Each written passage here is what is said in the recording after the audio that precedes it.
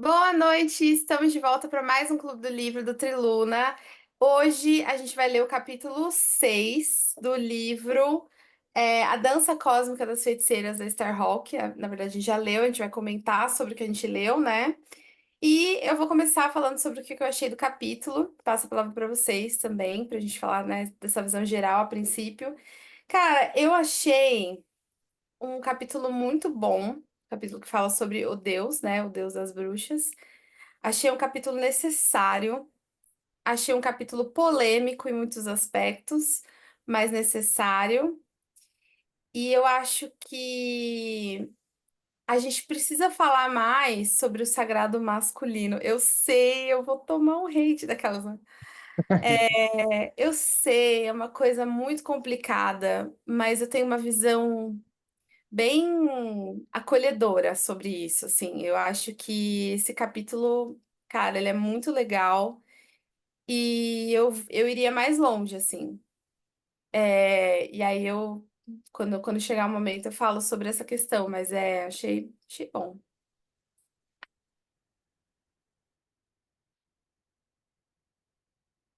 Eu concordo que a gente precisa falar mais sobre o sagrado masculino. Então, é dois a tomar hater, né?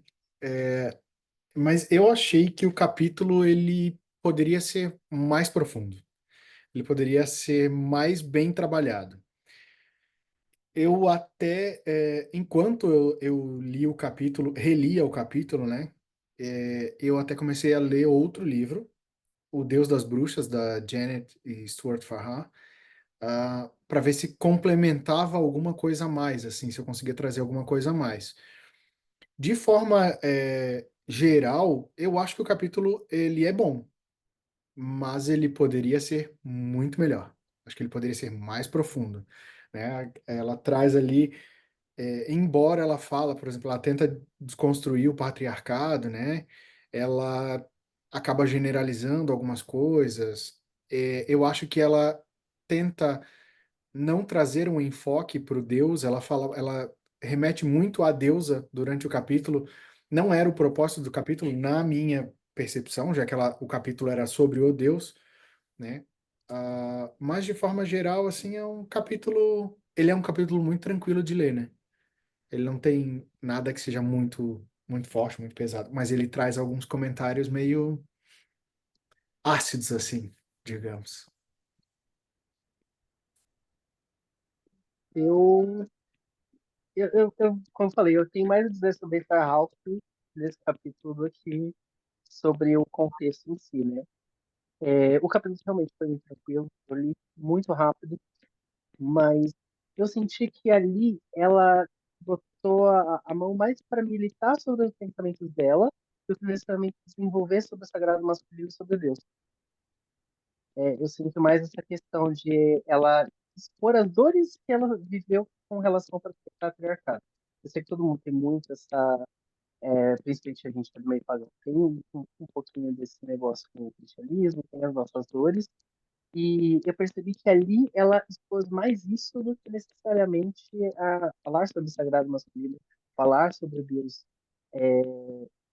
E, assim, eu não vou dizer que ela se perdeu, mas porque está relacionado com, com a forma como ela via a divindade e tudo mais. Mas eu sinto isso, eu senti que foi o momento dela erguer a bandeirinha dela e falar: vamos mudar isso aqui.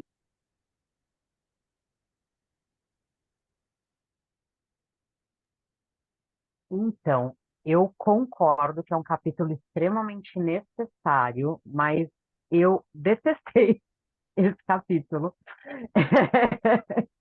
Porque, assim, ela começou me surpreendendo, tá? Eu esperava dela um discurso muito mais focado na religião da deusa, e o deus como um coadjuvante. Ela começou, na minha opinião, muito bem, colocando a equivalência e a necessidade dele, mas ela dá tanto close errado nesse capítulo que, assim, eu concordo com ela na essência da coisa, mas, assim, foi muita coisa que eu li e fiz assim, é o quê? Oi, entendeu? Então, assim, para mim foi um capítulo. Inclusive, assim, quando você vai olhar as notas dela, eu acho que foi a nota de 10 anos que ela fez, que foi a maior de todas até agora. ela meio que pontuou tudo, assim, então até deu aquele quentinho no coração no final. Você fala assim, ai, não, pera, tá, né? Deu uma revista de alguma coisa, assim. E mesmo ela colocando o protagonismo na mão do Deus e colocando como ele é importante, ela ainda no meio do caminho, ela tira totalmente, né? Então ela tem umas ideias um pouco contraditórias no capítulo. Quando ela fala que, ai, não, ele tá a serviço, todos os atos dele são a serviço da deusa, assim, e não como um complemento, ele não é um servo da deusa, pelo menos na minha concepção. Ele realmente são complementares, ele está a serviço dela porque é onde termina, o outro começa, né? São áreas que cada um cuida que não tem começo e fim, né? Elas se misturam ali, elas têm uma sincronia. Enfim, então, assim, no En Passant, a minha opinião, foi um capítulo que para mim foi conflitante, assim, porque eu passei o capítulo todo detestando ela, e para no final, assim, concordo, é super necessário, mas eu não foi um dos melhores para mim, não. Eu acho que eu não tenho muito o que falar também, eu meio que concordo com todo mundo. Eu achei bom o capítulo também, de uma forma geral, tipo, é uma coisa necessária que a gente precisa falar realmente, mas eu achei, eu não tenho que falar, não tenho muito o que falar porque vai ser a mesma coisa que vocês. Ela falou bastante da deusa, em vez de focar mais no deus, né, eu concordo com vocês. Eu acho que faltou algumas coisas, por exemplo, ela fala muito da questão do machismo, né, que a gente tem os homens que realmente oprimem as mulheres e por uma coisa que também oprime eles também, porque é uma coisa ruim para eles. Mas eu senti um pouco de falta, não sei se é porque talvez ela nunca tenha esse tipo de experiência ou algo parecido, mas a gente sabe que é muito comum hoje em dia a ausência do pai na família. E eu acho que, como querendo ou não, ela coloca que a Deus é a mãe e o Deus é o pai, eu senti um pouco ela, não ela explicando, mas ela tentando fazer uma correlação com isso, né? Que tipo, tem algumas bruxas que podem se sentir, alguns bruxos podem se sentir um pouco menos familiarizados, né? Com a imagem de um Deus pai também, porque ela, ao mesmo tempo que ela diz que o Deus pai não é um pai, ela também fala que depois ela reconhece que ele é um pai, foi uma coisa meio eu senti meio contraditório nisso, mas eu senti essa falta, tipo, tudo bem, a gente tem um homem que oprime a mulher, mas e o homem que, tipo, simplesmente some da família?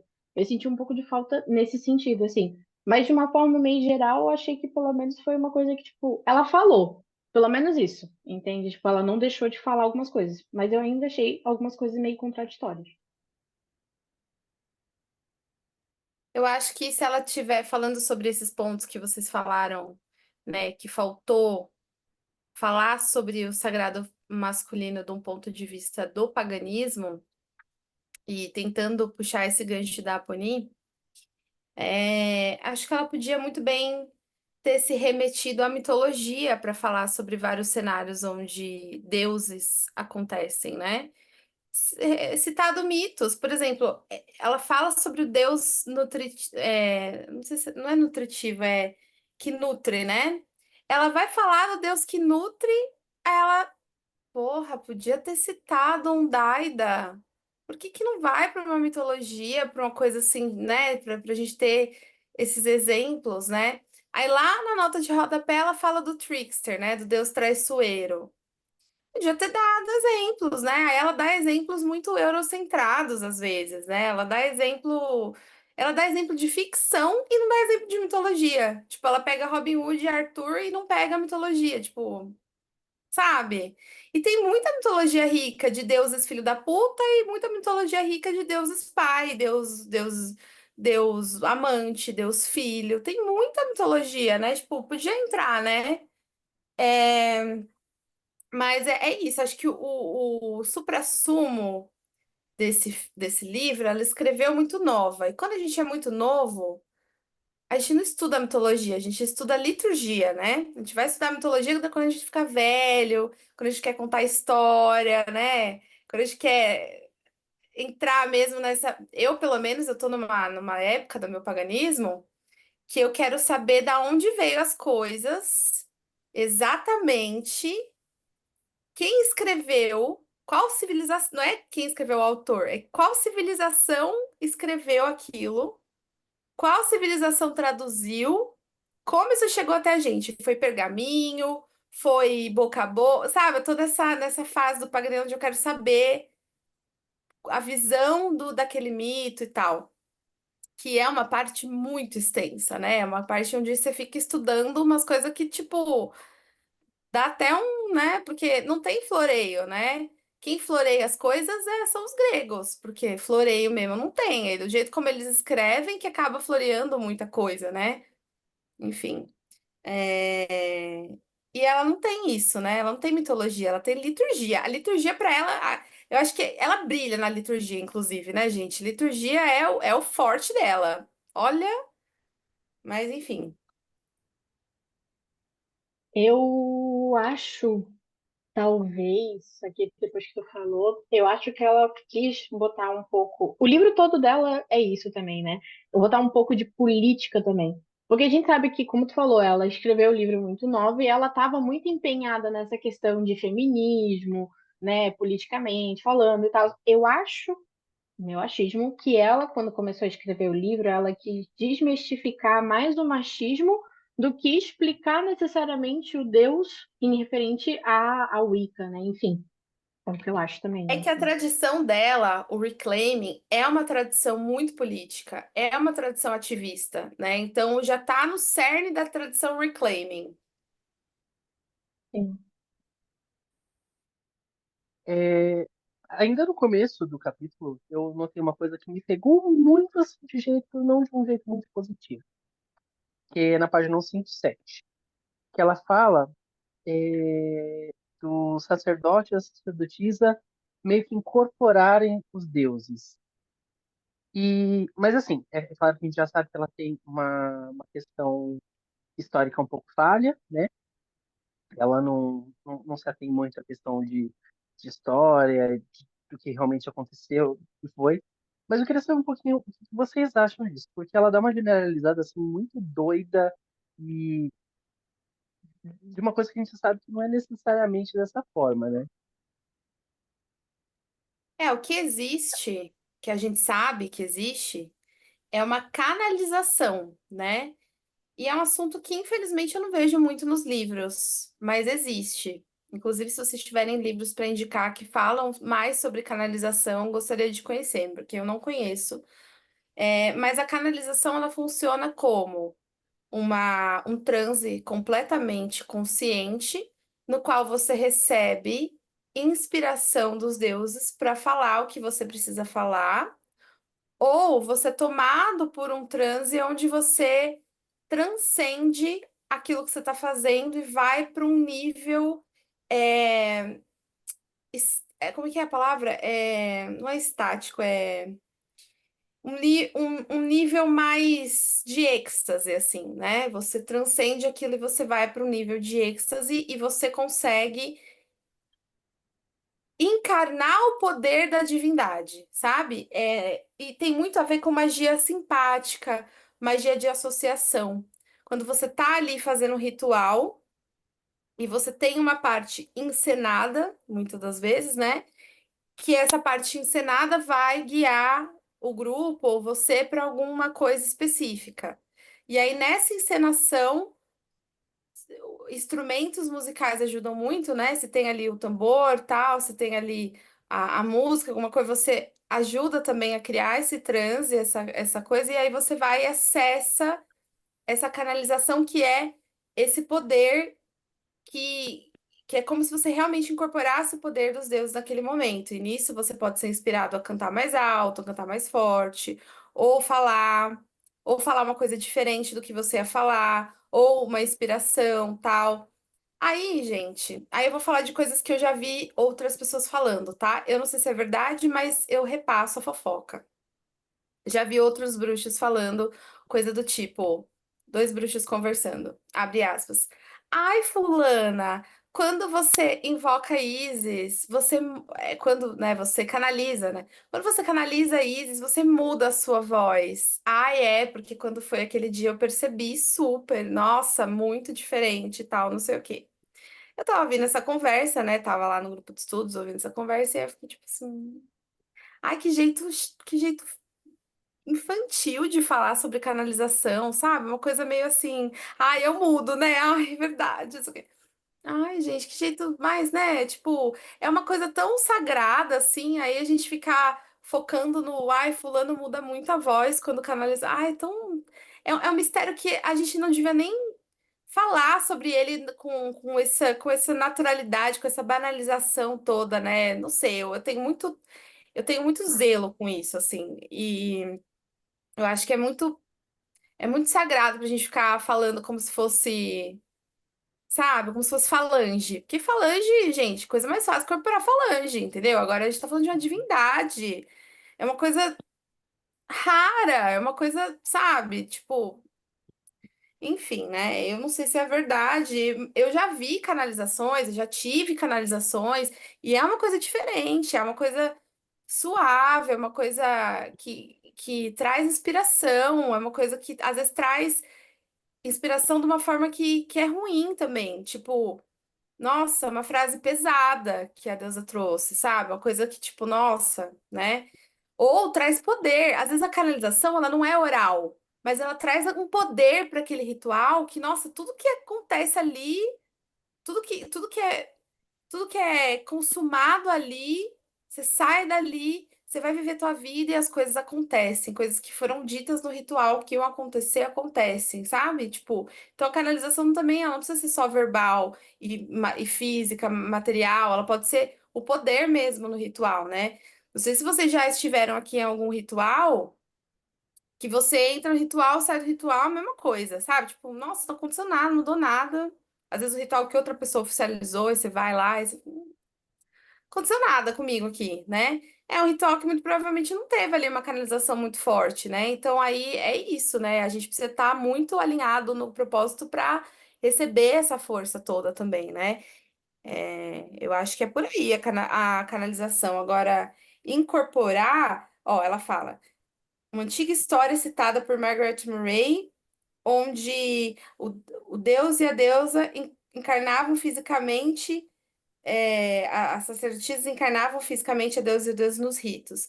Vindo de Margaret Murray, a gente já sabe que, né, dá para a gente também não levar a sério, porque muito da pesquisa dela se provou infundada, né, como arqueóloga.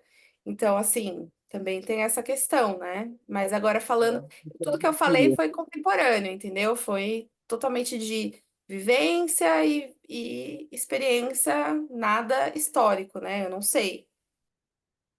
Eu fiquei Esse muito na negócio da dúvida se essa parte não era um erro de tradução, se não era uma coisa assim, muito mais que eles encenariam o deus e a deusa e não que eles efetivamente encarnariam.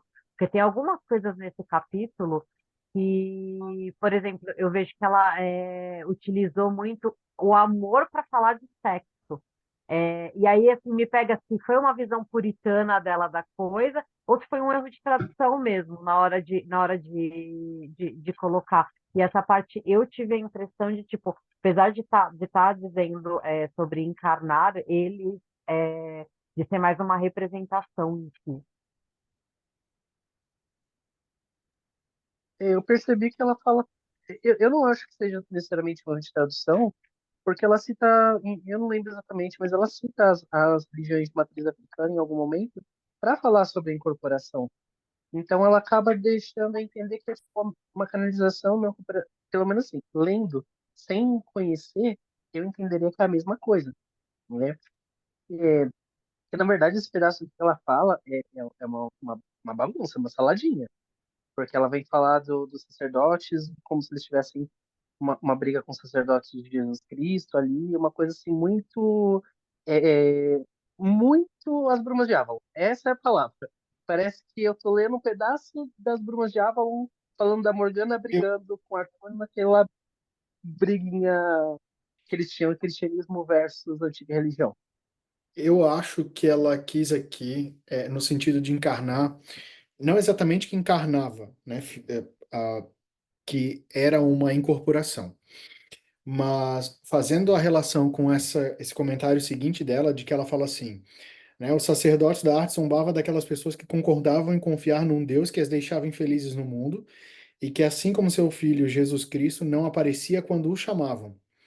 Porque não existe em momento algum para o povo, no cristianismo, o processo onde, embora se tenha uma coisa que se chama in persona Christi, que é o processo de transubstanciação, onde o sacerdote está em nome de, mas ele não está sendo Cristo. Então, eu acho que a ideia que ela quis trazer é o fato de que, no caso desses sacerdotes e sacerdotisas, elas encarnavam, como quando a gente fala, né? Ah, nossa, esse teatro, essa peça estava muito boa, porque fulano realmente encarnou o personagem tal.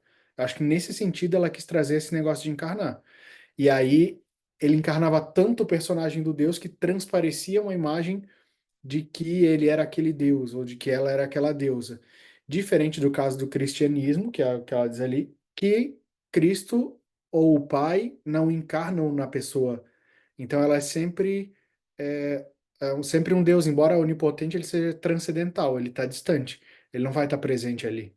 Eu acho que é nesse sentido que ela quis trazer o encarnar. E é o que eu acredito, mas não tenho certeza, né? Porque ela é um pouco de. Ela é uma salada de fruta, né?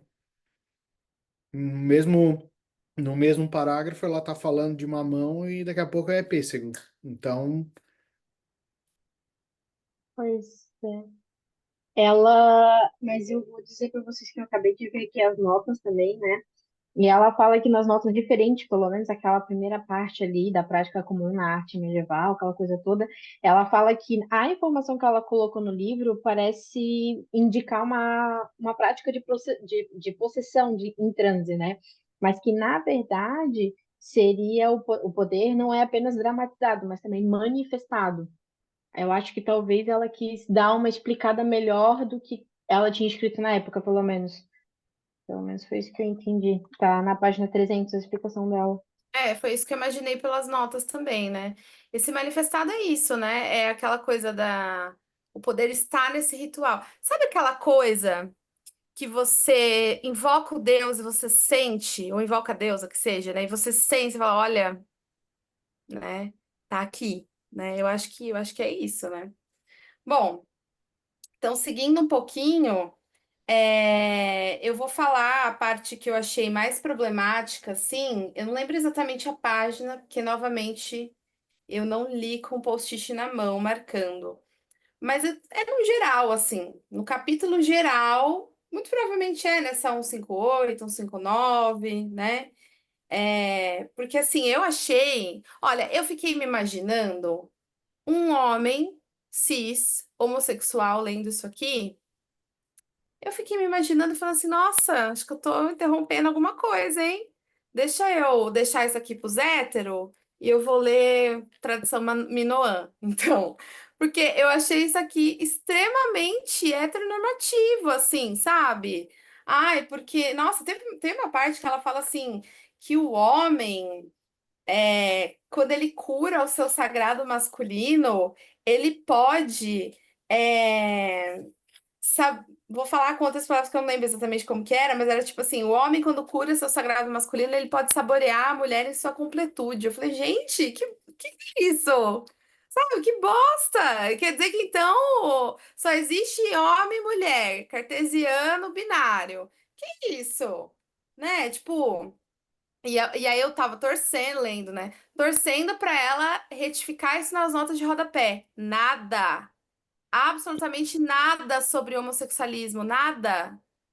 Fiquei, Gente, gente, mas não o é capítulo possível. inteiro ela é uma senhorinha conservadora em várias coisas, né? É uma Nossa, senhorinha é de um mau republicana. gosto, né? Porque, olha, pelo menos ela retificou aquela coisa do, o homem não dá a luz, mas ele pode dar a luz a outras coisas, projetos, né? Pelo menos isso ela retificou, né? Mas foi muito fraco, foi muito pouco, né?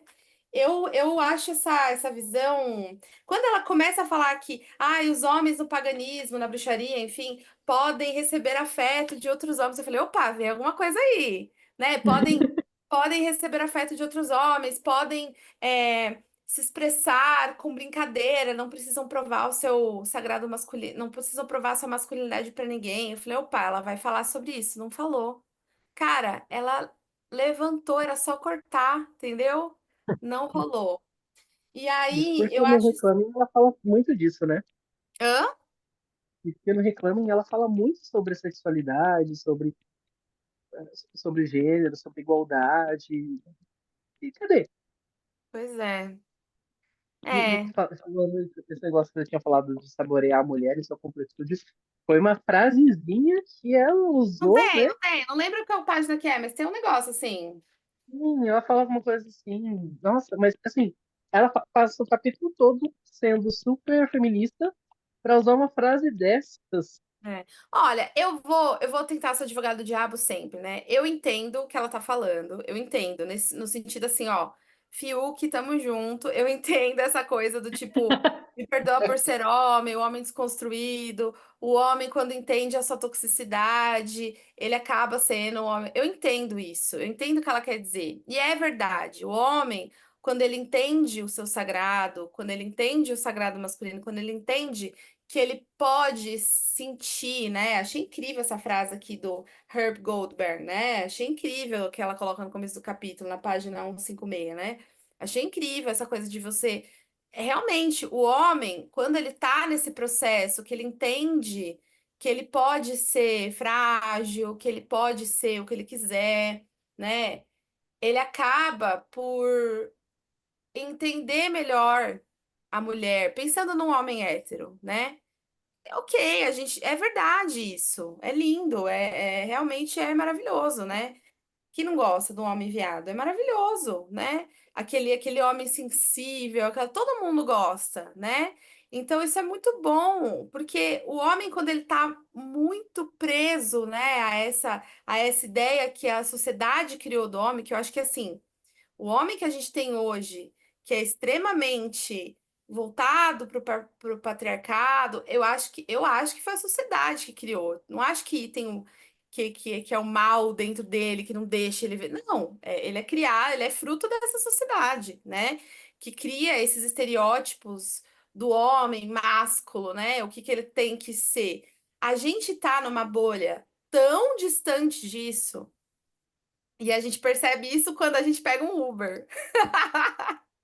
A gente percebe que a gente está numa bolha tão distante desse homem que a gente só percebe quando a gente se depara, né, com um homem comum, normal, ordinário, dessa sociedade que o criou, que tem realmente zero desconstrução, que tá só vivendo ali, né? Tá vivendo, pairando ali na vida, né? Sem essa autorreflexão, sem adentrar nesses espaços de discussão, ele só tá ali. Ele é fruto do meio e ele continua nesse meio e ele não se afeta, não se abala por esses nossos debates que estão numa bolha completamente distante, é outra realidade, né?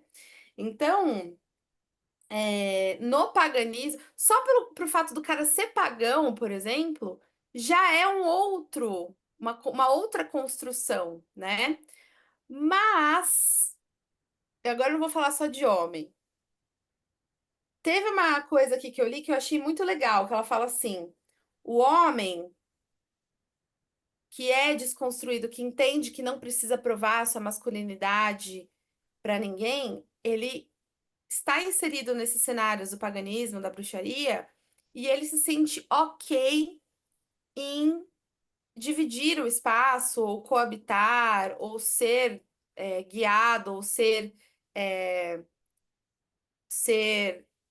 doutrinado, ou ser ensinado por mulheres fortes e poderosas que não vão ser menos do que elas são porque tem homens presentes. Legal. Mas, como eu não gosto dessa ideia muito binária de, ai, o homem vai coabitar nesse espaço e vai estar ok de estar com mulheres poderosas no poder. Ok. Mas eu acho que isso não se resume só ao homem cis, entendeu? Eu acho que é sobre pessoa. E aí, por que que eu quero dizer isso? Porque tem mulheres que também não estão com isso muito bem resolvido, sabe? Tipo, mulheres cis que não estão muito bem resolvidas com essa questão de estar no mesmo ambiente, serem doutrinados, ensinados e guiados por mulheres poderosas que não vão s- se moldar para ser menos do que são, que não vão ser modestas, entendeu? Eu não acho que é sobre o homem, eu acho que é sobre pessoa. Tem muita gente que não tá pronto para isso, sabe? E aí a gente pode criar mil teorias sobre isso, né? Ai, falar, ai, eu vou usar aquela teoria que o pessoal do século passado fala, ai, porque essa mulher tem muita energia masculina dentro dela, né? Alguém, um idiota, falaria isso, né? Mas é algo do tipo assim, é verdade, gente. Tem mulher que não tá. Tem mulher que ainda fomenta dentro de si como que é? Uma competitividade tóxica que não consegue ver outra mulher ensinando ela nada. Tipo assim, nesse cenário de sacerdote, sacerdotisa, né? E eu acho isso muito importante. Parece que não tem nada a ver com o sagrado masculino, mas tem, porque a gente tem dentro de nós o sagrado masculino e o sagrado feminino, e o sagrado neutro, o sagrado tudo, né? A gente tem o sagrado dentro da gente, né? E esse sagrado fala sobre essas relações de poder. Por que que eu não posso ser o filho às vezes? Por que que eu tenho que ser sempre a mãe, né? Pensando nesses arquétipos, né? Falando sobre mulheres e homens, e não importa o gênero, tem gente que não aceita ser submisso, tem gente que não aceita ser ensinado, tem gente que não aceita ser doutrinado por outro ser, né? Aí falando homem, mulher, tanto faz. Então, eu acho que a cura do sagrado, ela precisa vir para todos. A gente fala de sagrado masculino, mas. E aí tem o outro oposto também, né? Tem outro oposto. O cara que tá no paganismo, isso é muito comum. O cara que tá no paganismo acha que porque ele é pagão, ele precisa ser um guerreiro. Ah, não, porque eu tô no paganismo, então eu sou guerreiro, né? Não tem isso, tipo, então você olha na rua, você já sabe, ó, o cara é cheio de tatuagem de Odin, né? É sempre assim, é sempre Odin. Eu vi É, que cabelo raspado aqui, o moicano, vou falar porque é o É corte o de cabelo do meu marido, padrão. inclusive. É o É, padrão masculino, pagão, tá é o ligado? padrão masculino pagão, que é essa coisa do, né, o guerreiro, o Viking e tal, e não sei o quê. Aí, a gente também tá falando de um sagrado masculino que também tá ferido em algum momento, porque se a pessoa precisa provar o tempo todo que ela é guerreiro, o cara não pode ser um baby. O cara não pode ser a criança da promessa em nenhum momento da roda. Ele tem que ser sempre o guerreiro. Ele não pode ser uma donzela. Não pode ter uma flor na cabeça e ser uma donzela linda, saltitante na primavera. Por quê? Por que não pode? Sabe? Tipo, são coisas que, né? Acho que todo mundo tem que trabalhar, sabe? E olha que o que tu falou agora do padrão masculino, né, do pagão, se a galera, né, pelo menos alguns pagãos, e principalmente esse padrão, né, lesse realmente algumas coisas, principalmente, tipo, Odin, essas coisas assim, mitologia nórdica, eles saberiam que, inclusive, o próprio Thor já se vestiu de mulher. E já teve que fazer, não só ele, como Loki, né? Bastante deus aí. Quantas mitologias a gente já não vê isso, né?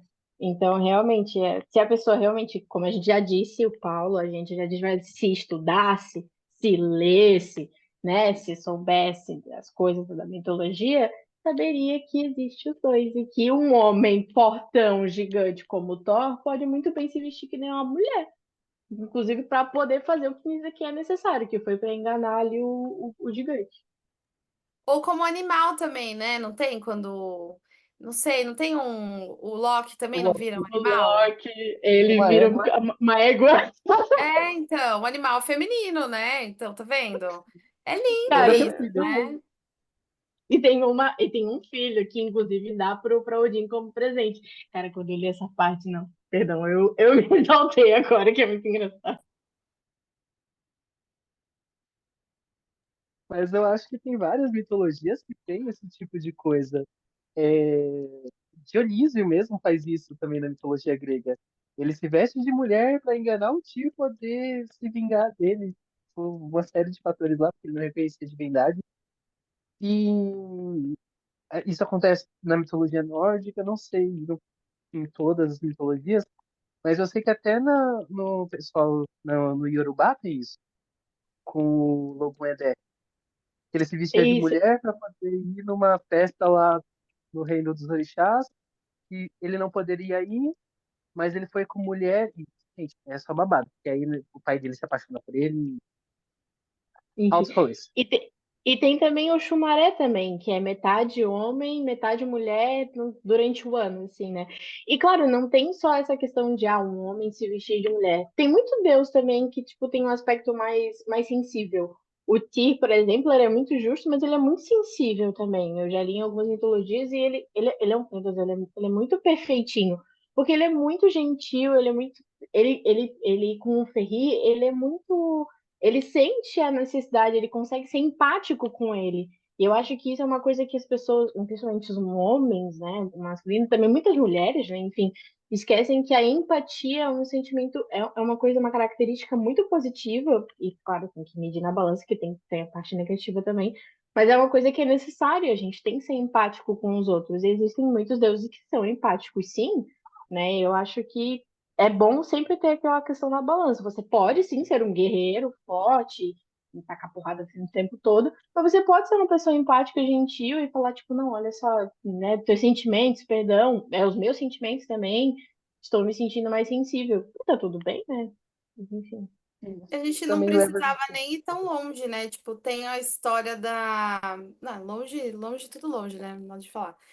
Tem, se não me engano, Horus e Ísis. Horus, se eu não me engano, é Horus, tá, gente? Pode ser Osíris também. Ai, desculpa, eu não manjo muito de mitologia egípcia, mas Osíris, marido de Ísis. Marido não, né? então, Claro. então é Na hora Osíris. da filha. É, Horus é Bom, filho. eu vou falar e vocês vão saber quem é. Que tem essa história de que ele é cortado, né? Vários pedaços dele são É o dele. espalhados, Osíris, tá? Vários pedaços dele são espalhados por todo o território. E aí ela vai buscando, né? Cada um desses pedaços dele. Quer dizer, o que que eu entendo disso?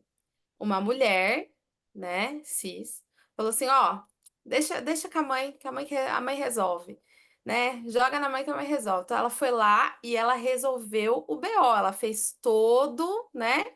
Que hoje na nossa sociedade é colocado na cabeça, é colocado como responsabilidade do homem, né? É o homem que tem que resolver o BO e salvar a donzela, né? Não, ela se colocou nesse papel, né? Então, assim, não existe, né? Não, é uma construção da sociedade novamente, né? Não existe papéis definidos. Eu sou completamente hipócrita, tá? No meu relacionamento, eu tenho várias questões que eu falo, olha, isso tem que fazer, que não sei o que e tal.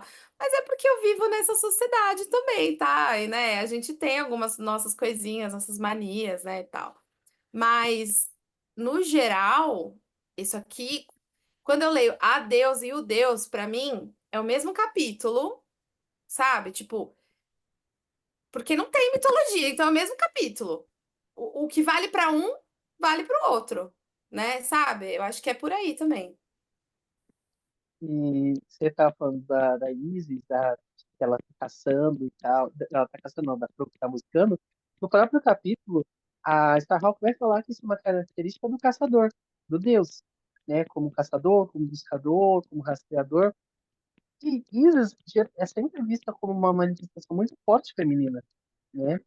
E isso me faz pensar muito sobre a questão de o que realmente é uma característica feminina, o que é uma característica masculina, porque na verdade são mais nuances do que necessariamente A e B, né? Porque eu sei que ela fala em algum momento, acho que foi no capítulo da deusa que ela desmistifica um pouco mais isso, falando que existem deusas guerreiras, que existem deusas fortes, que existem deusas líderes decididas.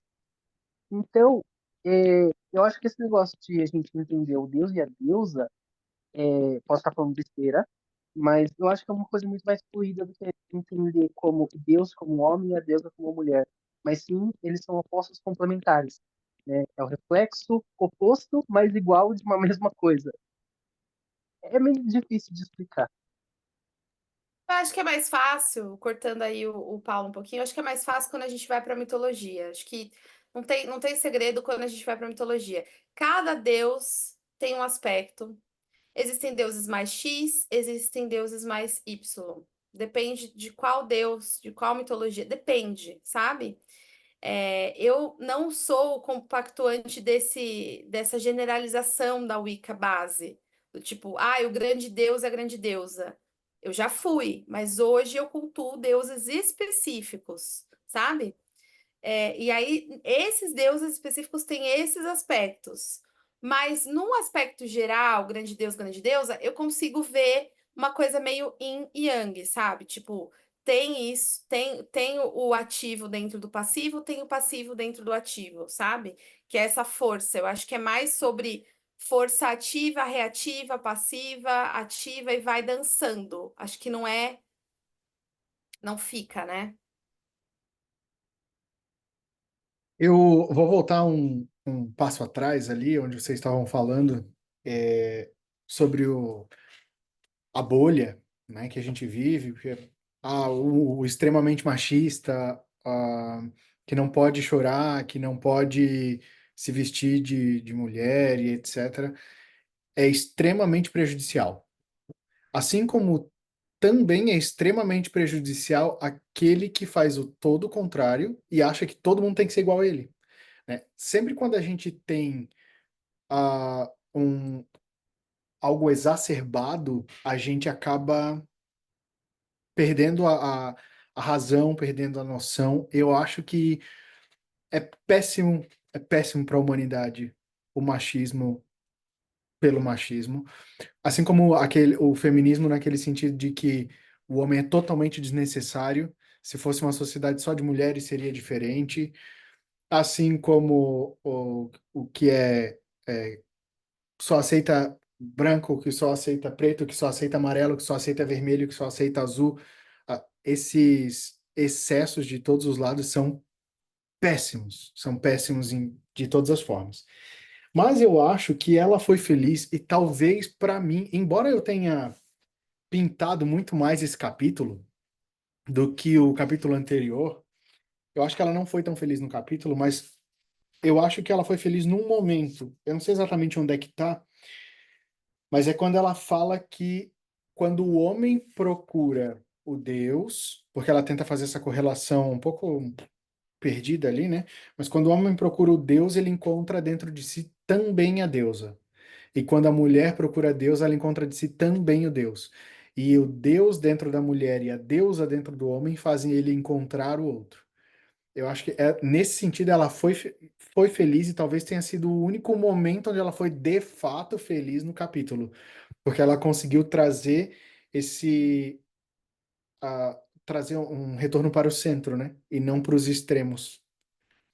Então, ela tira essa ideia nesse momento, ela tira essa ideia do homem pelo homem, o machismo pelo machismo, tem que ser assim, tem que ser assim, porque o resto do capítulo ela traz tudo voltado para isso. A gente sabe que embora ela tenha uma tradição que é extremamente política, ela no livro, às vezes ela traz isso e às vezes ela traz o todo do contra, né? E não dá para entender, assim. Tem uns pedaços aqui que ela fala sobre, principalmente sobre a questão sexual, que são, que para mim não fazem sentido, porque ela fala da relação sexual extremamente linear, é o papai e a mamãe, né? É o normativo, é o que é o normal, né? Normal, digamos assim. Mas ela para mim, ela conseguiu se redimir quando ela falou isso, quando o homem encontra a deusa e a mulher encontra o Deus dentro de si. E não naquele sentido de, acho que é Jung, né, que fala que o homem tem a mulher dentro de si e a mulher tem o homem dentro de si, né? Não nesse sentido, mas no sentido realmente ah, espiritual. Eu acho que para mim ela foi feliz nisso. Eu acho. Posso estar errado, todo mundo aqui dizer o Você tá contrário. certo. Eu acho que eu não gosto só da visão binária disso. Tipo, eu entendo que a gente precisa da binariedade para ter a vida, mas eu acho que se ela tivesse falado algo do tipo assim, quando uma pessoa procura a deusa dentro de si, ela também acha o Deus, tipo, sabe? Independente de quem é essa pessoa. É, e independente de quem é essa deusa e quem é esse Deus, sabe? Então talvez mudaria a frase É, completamente, né? eu, Quando você procura o divino fora, você encontra dentro de si, em todas as suas nuances e espectros, né? Complementando isso que vocês falaram, ela fala, eu não lembro exatamente em que ponto, porque eu acho que foram nas notas, mas eu não estou encontrando aqui agora. Ela fala, ela se redime bastante com relação a isso, porque ela fala que ela escolheria palavras diferentes para dizer sobre como que o Deus se manifesta. Na verdade, quando o homem encontraria tudo aquilo que falta de complementar dentro dele, que é basicamente você encontrar também a deusa, né?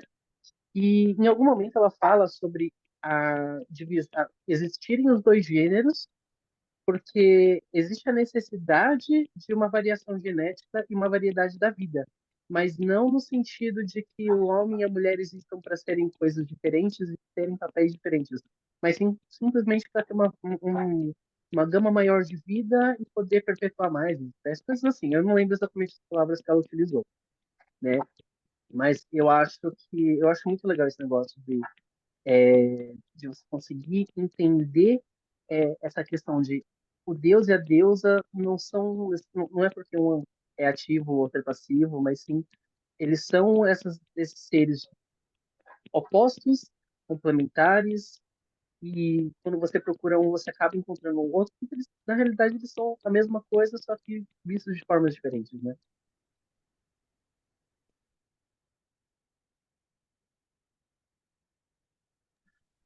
Então, eu acho, porque eu lembro também de uma parte do rodapé dela, das notas dela, não só na parte da deusa, eu não lembro se foi na parte da deusa ou do deus, mas eu lembro muito de ela sempre, mais de uma vez ela fala nas notas que, tipo assim, antigamente ela via o sagrado feminino e o sagrado masculino. Hoje em dia ela não vê mais como uma coisa separada, ela vê como uma coisa tudo junto. São características diferentes, né?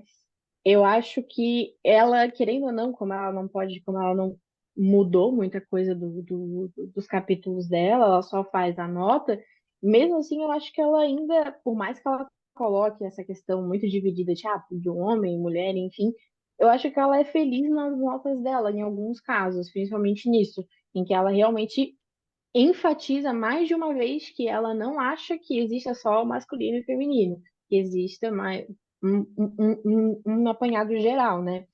E eu acho muito bom isso, pelo menos o que eu tinha visto. Sim.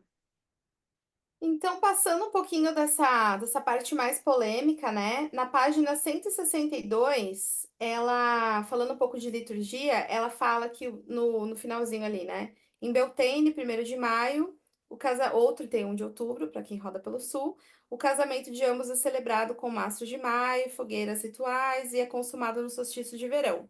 Para algumas tradições, para alguns covens, ele é consumado em Beltane, né? Na verdade, a tradição é Beltane, né? Ele só continua no solstício de verão. Então, isso eu também vi no livro A Bíblia das Bruxas. Eles acreditam que é consumado em Ostara, que na verdade é o equinócio de primavera.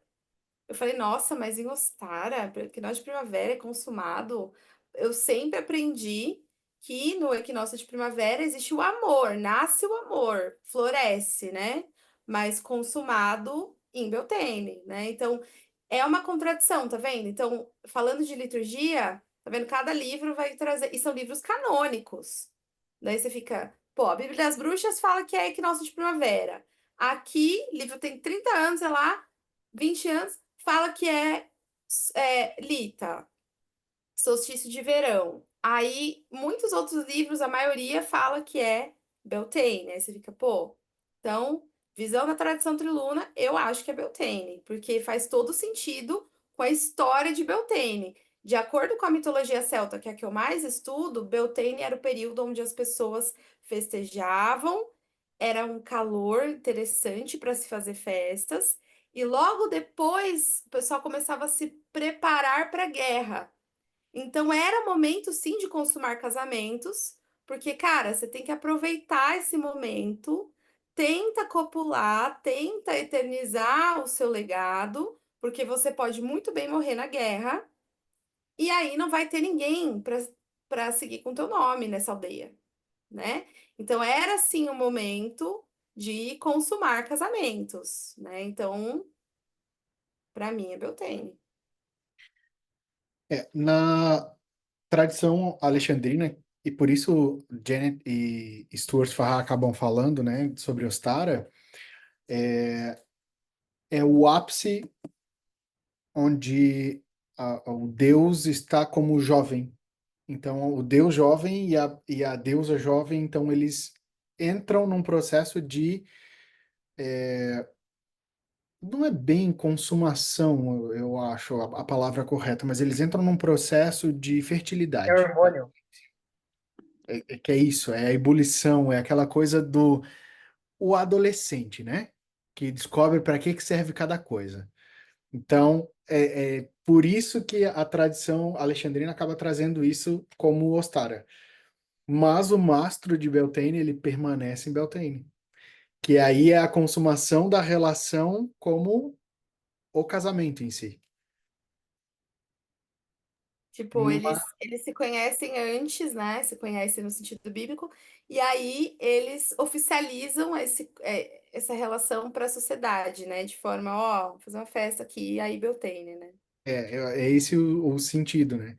Mas eu acho que vai muito de tradição para tradição e cada tradição tem o direito de achar aquilo que acha e entender da forma como entende, porque a gente não tem, de fato, nenhuma Bíblia, né?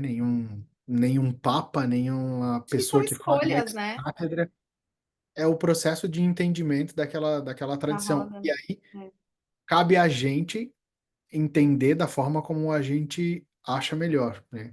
No meu caso, no meu caso, por seguir uma tradição, eu preciso seguir Ostara, porque é a tradição da qual eu faço parte. Agora, se a outra tradição acha que é Beltane, se a outra acha que é, sei lá, Soen, se ela é Mabel, não, mas ele morreu, mas ele também consumou, tá bom. Vai ser Não, não feliz. tem como, não tem Ah, vai ser como. feliz, morreu no momento, no ápice.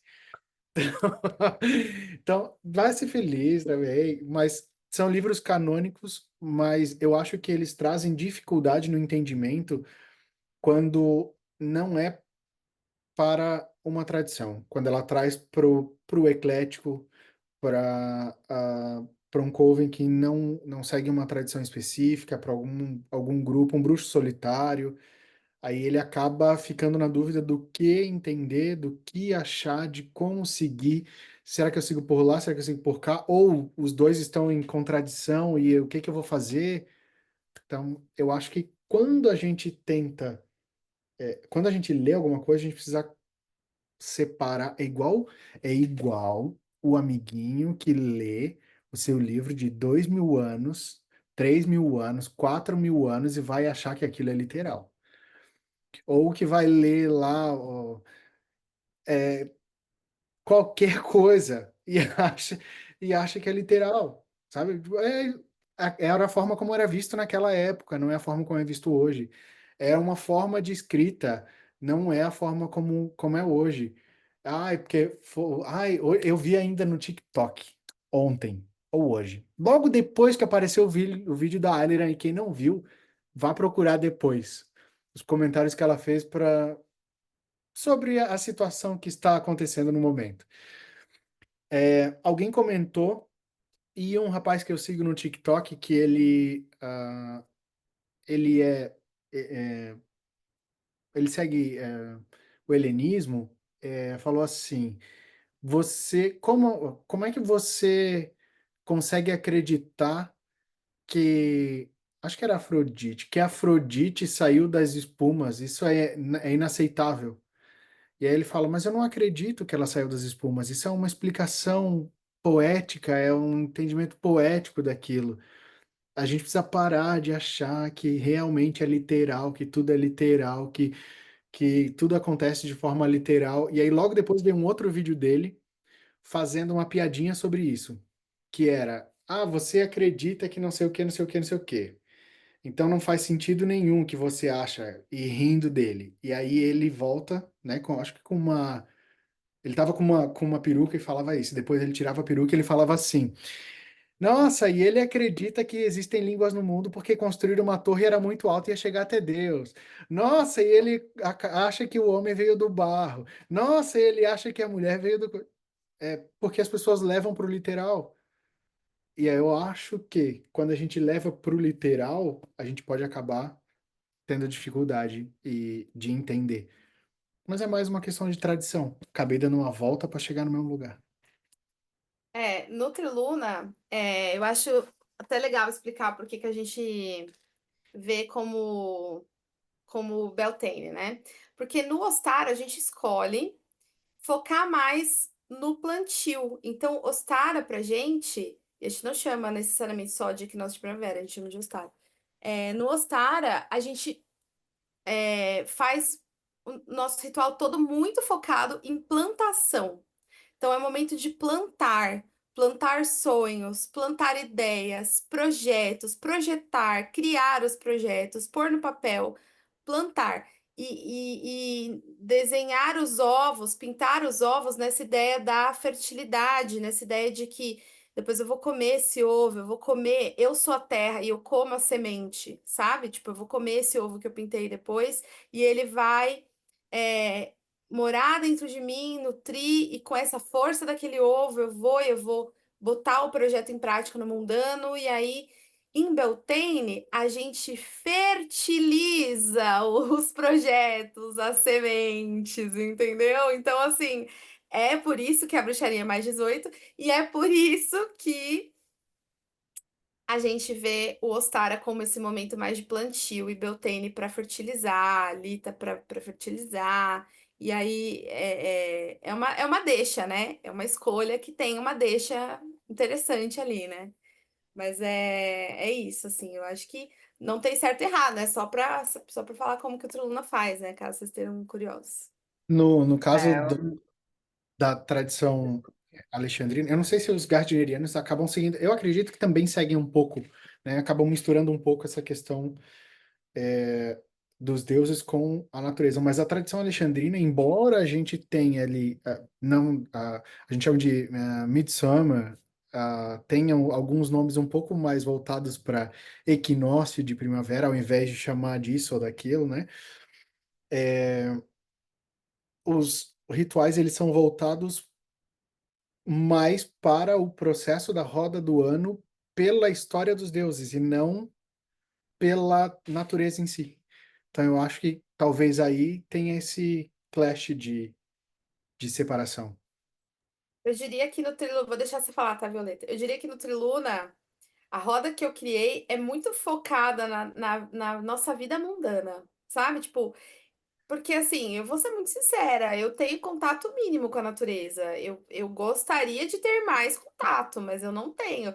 Então, na minha cabeça, a roda que eu criei, o jeito como eu explico, é muito mais focado no planejamento de vida, aliado à liturgia, do que até mesmo com a mitologia dos deuses em específico, com a natureza em específico, porque eu alinhei a liturgia para ser Ostara, mas eu vou ser muito sincera, eu não sei qual é no Brasil, em São Paulo, eu não sei qual é o plantio que é feito nessa época, sabe? Tipo, eu não sei.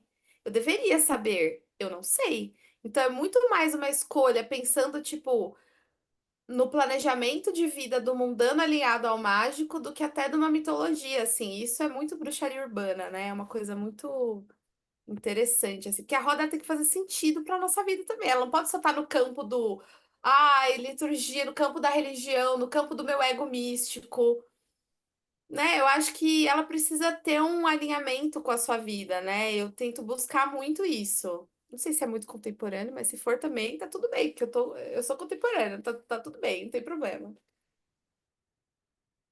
Violeta.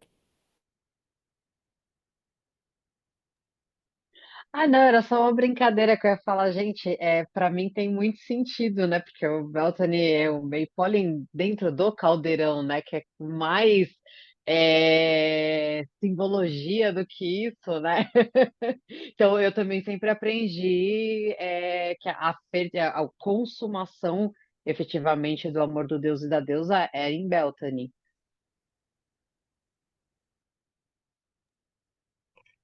Eu queria aproveitar um pouquinho o gancho também que vocês estão falando da roda do ano, enfim, e eu queria tentar fazer uma pergunta para vocês também, porque ela fala no num parágrafo acima do que a Lira falou, ela diz que na bruxaria as celebrações da deusa são lunares e as do deus seguem o padrão mitológico da roda do ano. Eu lembro o Raymond falando que metade do ano era da deusa e metade do ano era do deus.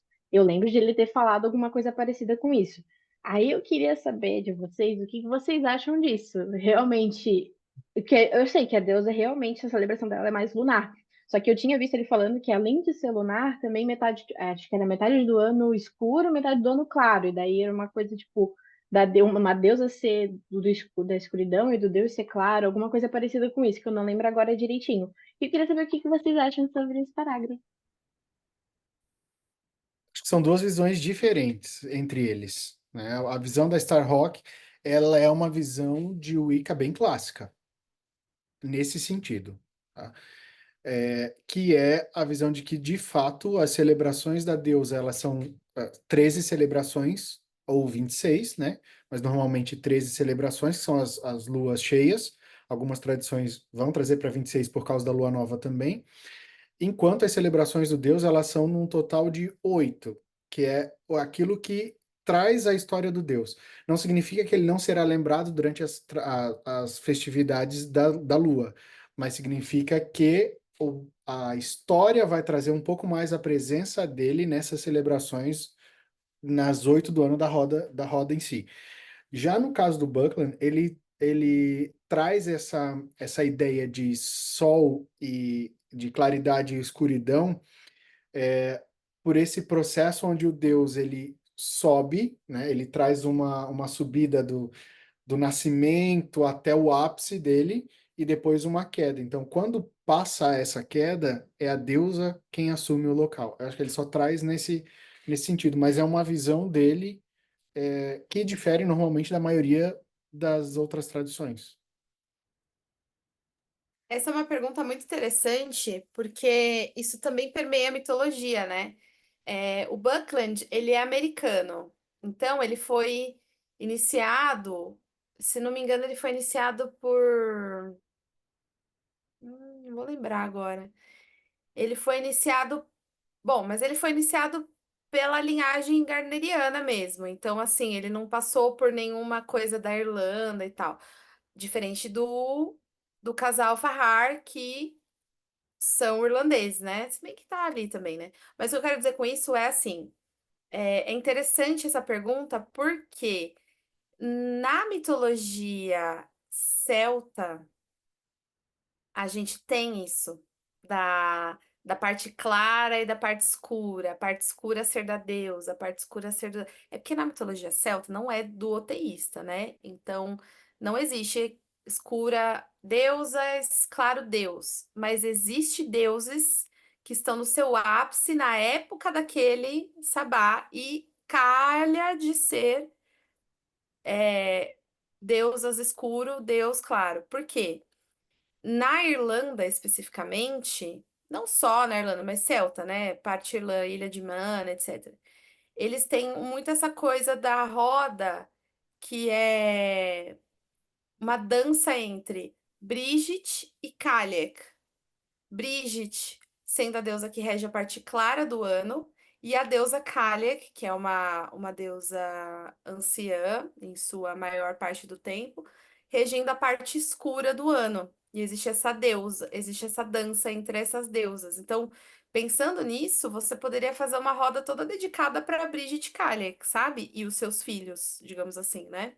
É muito interessante isso. Mas dentro dessa mesma mitologia, a gente tem momentos onde os deuses saem para peregrinação, que são esses momentos de Beltane. E aí a gente tem Lughnasadh, que é a Assembleia de Lu, que é em agosto, que é um momento também de jogos, de assembleia, é um momento de felicidade, mas prevê o início do inverno. Então é um momento onde Lu já está ali agradecendo a sua mãe, lembrando que, né, enfim, que o frio virá.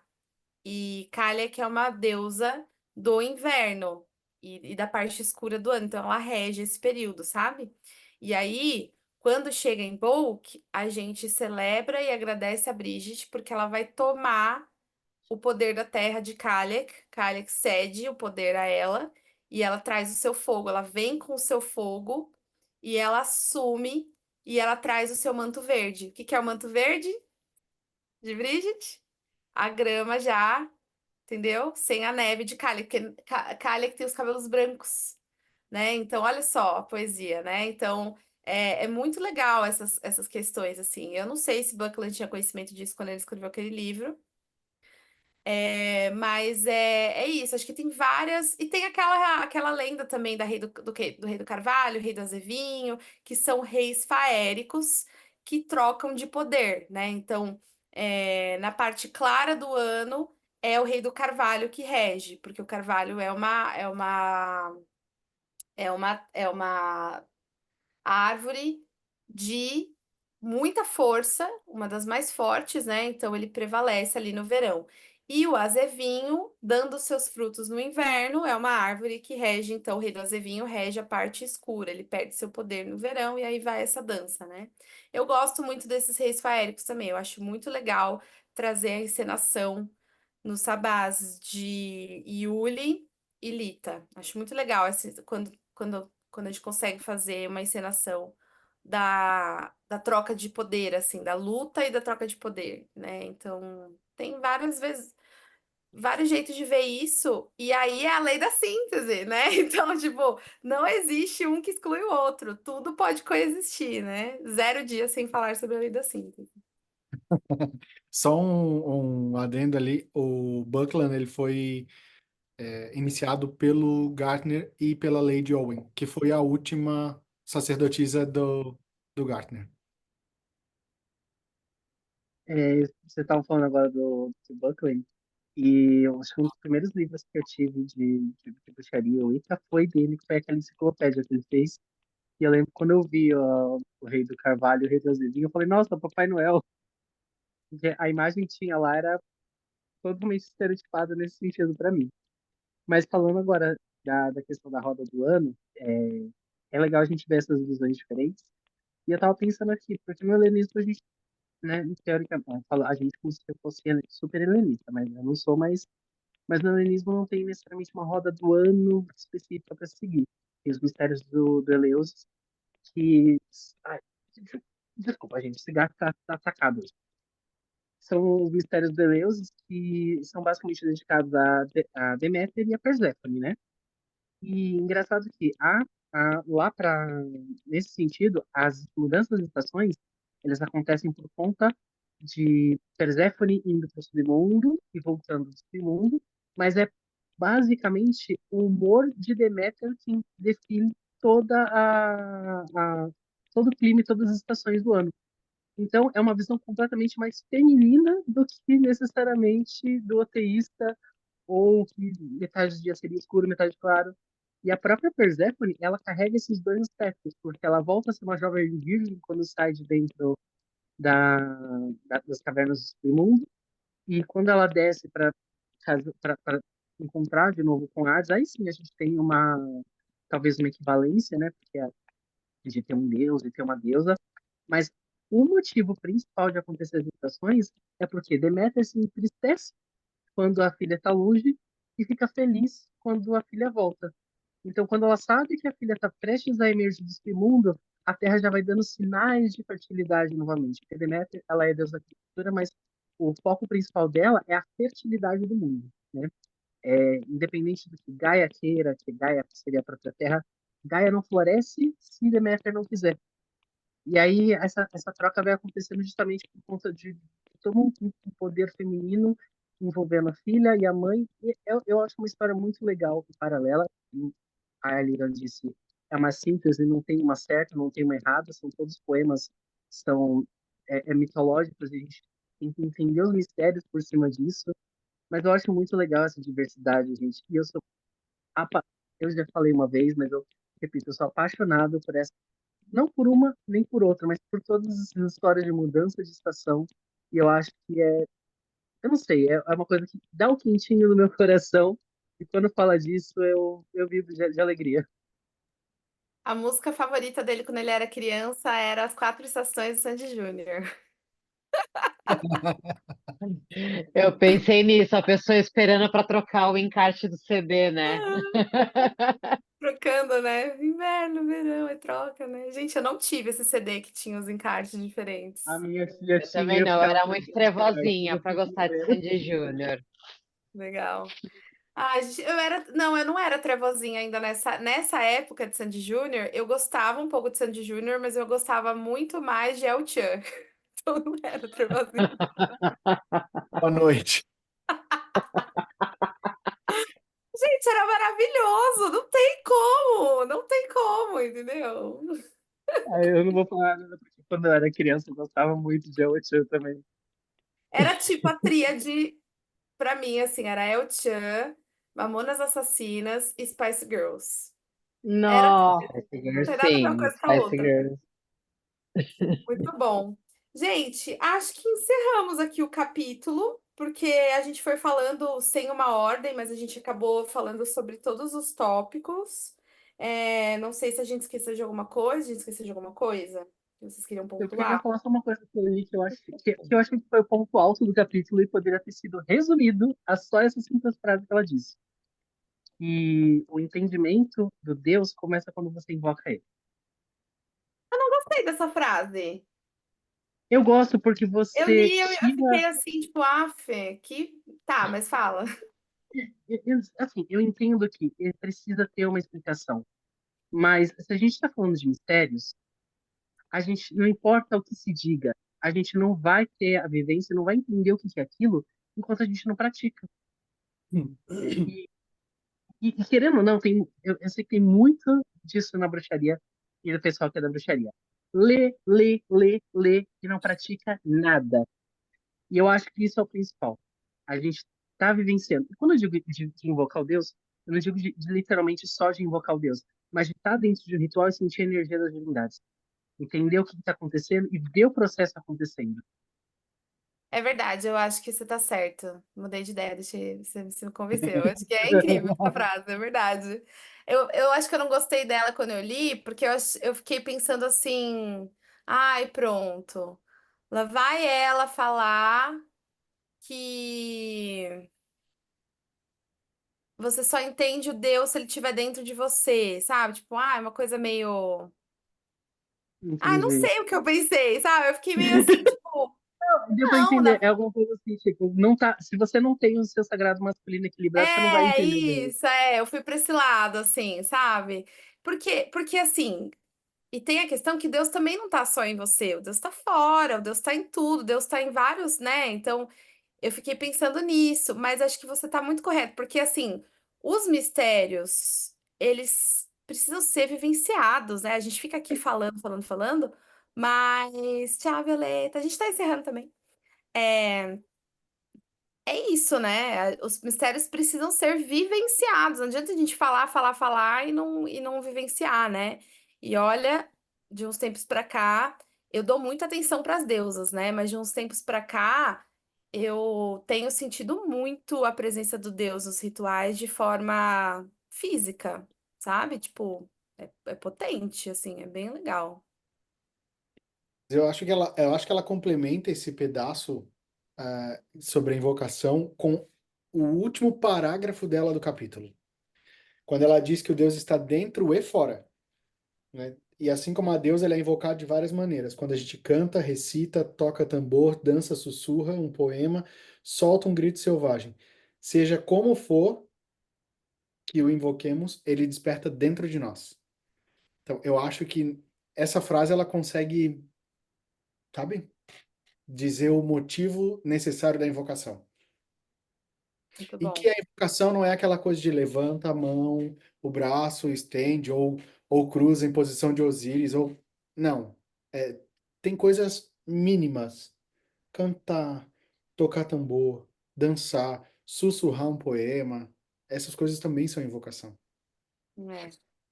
Mas eu queria falar um negócio aqui, sendo Baby Witch, né? Eu vou dizer pra vocês que, olha, O pós-invocação, que pelo menos pra mim, que eu não me aterrei direito, não comi nada, dá um medinho, porque depois de tudo, quando a última vez que eu invoquei e realmente dancei, fiz toda aquela coisa, e o pós foi uma coisa, tipo, uma limpeza, que todo mundo sabe o que aconteceu. Vou ser sincera que dá um medinho, tá? Eu vou ser sincera que eu fiquei com um pouco, eu estou com um pouco de medo de ter que invocar de novo, mas vamos que vamos, a gente medo não está no vocabulário da bruxa, então a gente vai do jeito que for. Mas Isso me lembra. no primeiro momento assusta um pouco. Mas isso é interessante, porque tem que ter medo mesmo. Porque assim, Sim, é. pensa comigo, é uma força selvagem, primordial, é uma força caótica, né? Os deuses pagãos são caóticos. O medo, se bem administrado, traz a reverência e traz o seu poder pessoal. Dá medo você ser poderosa. Dá medo você poder ter esse poder dentro de você. Dá medo, porque é uma força. E esse medo é o medo de. Cara, vocês têm que assistir A Bruxa. Todo mundo aqui tem que assistir A Bruxa. Todo mundo aqui tem que assistir esse filme. Esse filme é Assisti, obrigatório, assim. Você assistiu? assisti. A Pani Tem assistiu? a Eu não Bruxa. sei qual eu acho que é aquela do. É A Bruxa. É esse. É o Eu acho que eu topzera. sei qual que é. É. É novo, Porque não Eu nem é? sei se já assisti esse filme. relativamente. Eu Assisti ele como demorei pra assistir filme. esse filme. Nossa, é muito bom. E é o medo. É o medo de. Vou falar uma coisa aqui que é meio mistério, né? Mas esse medo que a Baby Witch sente é o medo de gostar, Nossa, você sabe? resumiu isso perfeitamente. É aquela tipo, opa, talvez eu seja pega agora, parabéns. É. Não vou Mas falar eu acho mais, que é uma não. coisa muito louca. Quando a gente começa a Ai. fazer magia, você tá lá dentro do circo. Aí você sai do circo. E a resposta vem a cavalo. É uma É coisa assim. muito bom! Nossa, é um bagulho muito. Quando o pessoal falou, ah, não, porque isso, provavelmente é porque talvez tenha dado certo. Eu fiquei tipo, ah, é? Então tá tudo bem, então tá tudo certo. E a gente, realmente a gente se sente, dá um medo, mas a gente se sente poderoso, tipo, caralho, eu invoquei um Deus, cara. Isso é muito louco, é uma coisa, tipo assim, é uma força divina, como a William falou, selvagem, que tu tá colocando, tu tá invocando. É muito louco. Eu nunca Muito. imaginei que eu ia passar por isso na minha vida, mas eu Rapaz, tô amando. Isso me lembra o filme Jovens Bruxas, que eu já assisti Eu milhões de amo. vezes. E eu elas, gosto. e elas falam sobre invocar o espírito, né? Na verdade, É, invocar o espírito e tal. E que ela diz que é muito sério e não sei o quê, e tem medo e tal. E quando elas vão fazer o ritual para invocar o espírito, acontece um monte de coisa. Tá, mas é assim mesmo. inclusive, encontrei o livro da Starhawk, conheci a Starhawk por conta das invocações do filme Jovens Bruxas. Ah, que legal. Mas você sabia que nas gravações do filme Jovens Bruxas existia uma Wiccaniana dando consultoria de como o filme deveria. Tá explicado muita coisa, então. É, muito legal, né? Tipo, é real isso aí. Tipo, tinha uma bruxa Wiccaniana junto ali, tipo, pensando se faz sentido aquilo ou não, se é respeitoso ou não, sabe? Tipo, achei legal isso, tipo. Mas E acho que é isso, gente. uma delas também era, né? Não Uma Wicca, delas era a mas Faúra, se não me engano. Não sei se o nome dela é eu não Faúra. sei. Uma delas também era alguma É a que coisa. Não sei. fica louca. Ah, Fazura. É Isso, isso mesmo. fazura, é, isso. Todas Muito as bruxas bom. sendo bem loucas. É. Ela fica louca só a personagem, tá, gente? Sim, Não é a sim. atriz, não. É. Mas é uma representação boa, querendo ou não, né? Se você acessa a bruxaria sem o preparo psicológico, você fica lelé da cabeça, né? Eu vi, ai, fofoca. Eu vi hoje uma pessoa fazendo uma live e é uma pessoa dessas bruxas famosas aí, né? Não vou citar nomes e tal, mas falando que passou por processos de problemas mentais muito fortes, por conta que ela estava querendo acessar os mistérios de forma muito rápida, querendo acessar muitos mistérios de forma muito profunda e o psicológico dela não estava pronto para isso, então ela passou por processos mentais muito pesados. Acho que dá para entender já o que aconteceu, né? Assim, pelo que ela falou. E é isso. Cara, se você não tiver mentalmente, com uma estrutura mental estabelecida, várias merdas acontecem. Tipo, você vai ter vários problemas. Você vai ter problema de ego, você vai ter problema de, de obsessor, você vai ter várias coisas. Porque a espiritualidade é isso, é um pezinho é um pezinho no caos, um pezinho na ordem, é a temperança ali, né? Só que se a temperança tivesse uma carta pegando fogo, sabe? Tipo, o Ah, pessoal tem que você fazer falou um outro faz um desenho pezinho dessa em carta. ordem. A gente pode Temperança. falar meu Deus e um pezinho na deusa. Nossa, eu ia falar muito, tipo, um pezinho no paraíso, um pezinho como fala? No submundo, né, digamos assim. Porque é isso, caos e ordem, né? Essa coisa. Dá para misturar, fazer uma carta nova ali com a estrela e a torre. Nossa, É, Uma mistura. é, acho que vou E é isso desenhar aí. isso. é isso. Então, É gente, isso.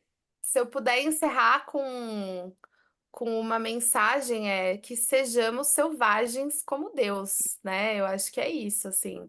Não que a deusa não seja selvagem, mas esse lado selvagem que ele nos domine quando a gente precisar dele, né? Eu acho isso dar passagem, né, para esse selvagem do Deus, né? Eu acho muito importante, assim. E é uma coisa que às vezes nos falta, né? Então, espero que vocês tenham gostado. Eu gostei muito desse nosso encontro. E o próximo vai ser símbolos mágicos. Gosto. Vamos falar sobre símbolos mágicos. E até a próxima, pessoal. Boa noite para vocês. Obrigada pela participação de todos. E até a próxima. E Bless be. Bless sim. Tchau, be. abraço.